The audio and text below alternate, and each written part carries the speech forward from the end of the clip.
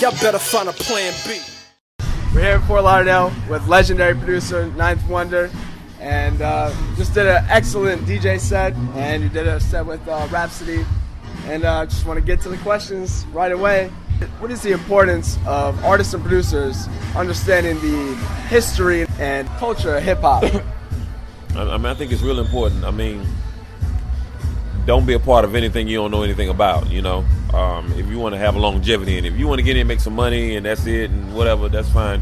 Maybe you don't need to know that much about it, but if you want to stay in it for a very long time and be a torchbearer for it and it lasts your lifetime, then it's imperative for you to know everything about what you're a part of. So, what qualifies an artist to do a full-length album as opposed to a couple tracks from you?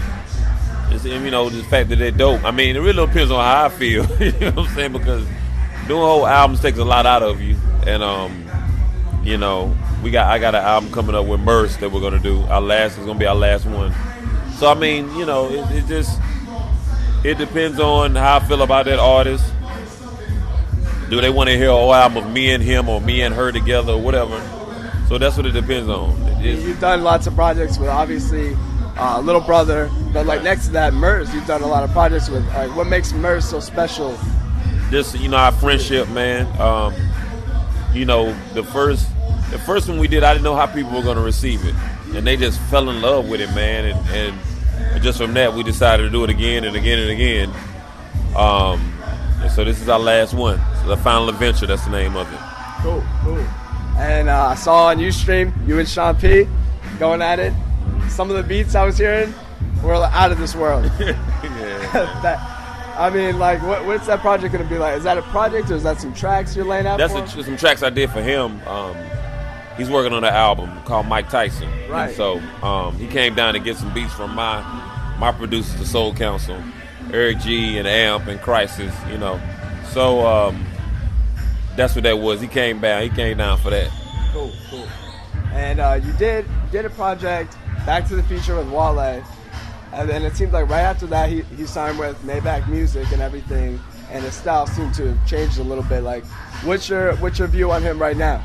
I mean, you know, Wale is still dope to me. I mean, it's just, people just got to understand, man, if you want to sell a mass amount of records, your style is going to change. Like, you can't stay a certain style and then expect, you know, if you want to sell millions and 2 million, 3 million records, you know, you're almost considered pop if you sell that many records. It didn't used to be like that, but now if you sell 3 million records, you're a pop artist. Like, you know, period. You know, whether you rap or not, you're listed in another demographic that people buy your music.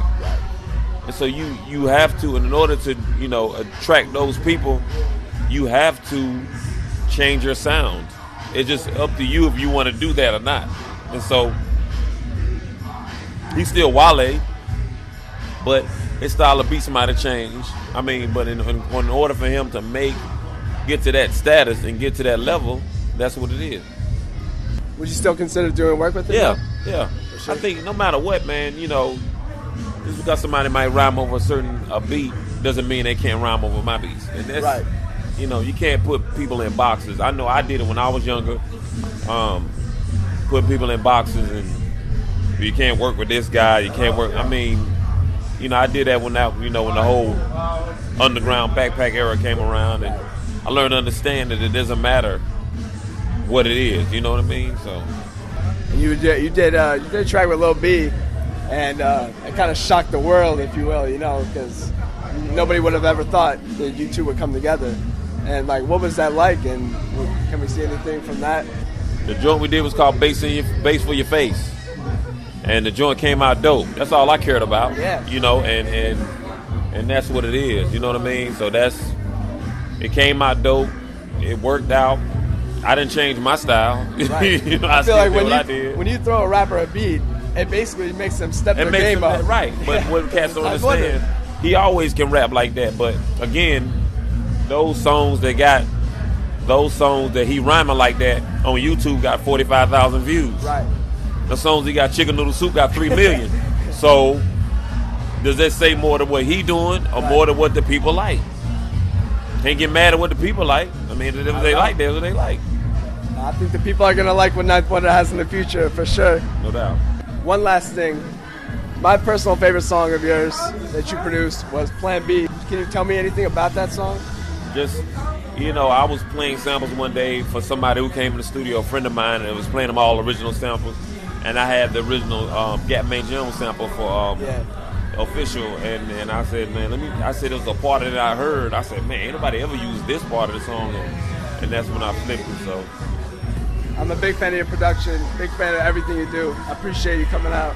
No doubt. Definitely. Check it out, man. Grammy Award winning producer, DJ, college professor, member of the University of Zulu Nation, Ninth Wonder. And you're checking out goldenunderground.net. Peace. Knife just made y'all handy cap when it comes to the boom bap. And don't just move.